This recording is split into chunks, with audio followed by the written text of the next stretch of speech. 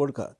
So నేను చేసినవి మీకు డ్రంక్ అని అనిపిస్తే డే టైంలో కూడా అదే ఉంటుంది. అదే డే టైం ట్వీట్స్కి నైట్ టైం ట్వీట్స్కి ఏమీ తేడా ఉండదు. I can challenge you on that.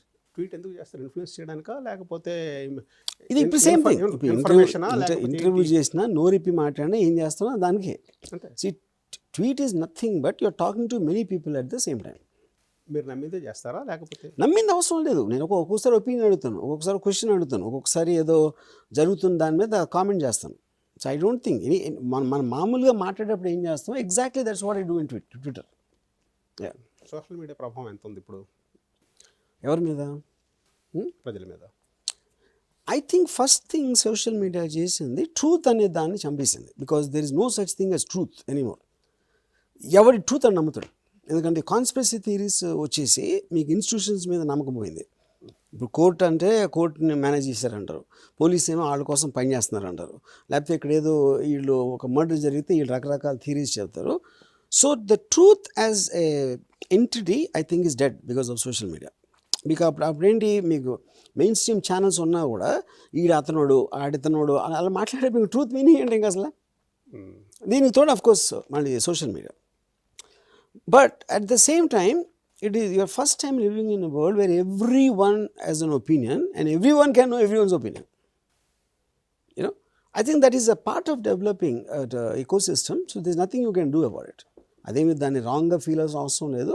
ఇది కూడా పార్ట్ ఆఫ్ సొసైటీ అనుకుంటే అయిపోయింది. అంటే వీ కెన్ యాక్సెప్ట్ అంటారు. We have no choice but to accept. And how to judge whether it is correct or not? అది ఇంపాసిబుల్. అది ఇంపాసిబుల్. ఎందుకు impossible అంటే వెన్ సి జడ్జ్ అనేది, ద వర్డ్ జడ్జ్ ఇస్ న్యాయస్థానం చెప్తుంది. అది అల్టిమేట్ అనుకోండి. ఏదో ఒక స్కామ్ అయింది, వీళ్ళు లేదు, ప్రాసిక్యూషన్ ఉంది, డిఫెన్స్ ఎలా ఉంది, జడ్జి ఫైనల్గా వీడు తప్పు ఆడొప్పు అని చెప్పాడు. జడ్జిని మేనేజ్ చేశారు అనుకునే మైండ్ సెట్లో ఇంకా అప్పుడు అది కూడా ఎలా అవుతుంది? అప్పుడు జడ్జ్మెంట్ ఏంటి? అప్పుడు మీరు నమ్మింది ట్రూత్. అది అంటే ఒక ఒపీనియన్ చదివిన తర్వాత ఇట్ గెట్స్, ఇప్పుడు అందరూ రజనీష్ లాగా ఉండలేరు కదా, డోంట్ ప్రీజడ్జ్ ఏ పర్సన్ అని. ఇప్పుడు మీరు రాబోయే ముందు ఓహో ఆర్జీవ్ ఎట్లా అట్లా అని చెప్పేసి కొంత నోషన్ ఉంటుంది. డోంట్ ప్రీజడ్జ్ ఏ పర్సన్ అని సూక్తి చెప్పట్లేదు నన్ను. ఎవరు చేసినా జడ్జిమెంట్కి ఇంకా వాల్యూ ఉండదని చెప్తున్నా, ఇంక్లూడింగ్ కోర్ట్స్. ఇప్పుడు for example Sushant Singh Rajput case ఉంది. అది ఆల్మోస్ట్ 5 ఏళ్ళ క్రితం జరిగినప్పుడు Bombay police second day it is a suicide, there is no foul play అని చెప్పింది. దానికి 1 year ఈ రిపబ్లిక్ టీవీ, ఈటీవీ, ఆర్టీవీ అంతా నడిపి సిబిఐని తీసుకొచ్చి సిబిఐ 5 ఏళ్ళు అయిన తర్వాత మళ్ళీ same thing Bombay police second day చెప్పింది. ఇప్పటికి కూడా సిబిఐని కూడా మేనేజ్ చేశారు అంటున్నారు. సో అప్పుడు ఇంక మీనింగ్ లేదు కదా. మీకు ఏ ఇన్స్టిట్యూషన్, ఏ వ్యక్తి మీద కూడా మీకు నమ్మకం పోయినప్పుడు మీరు నమ్మేదే మీరు నమ్మినప్పుడు ట్రూత్కి మీనింగ్ ఏంటి? ఇంకా అంటే చెప్తారు కదా, people always believe what they wanted to believe. That's what I'm saying.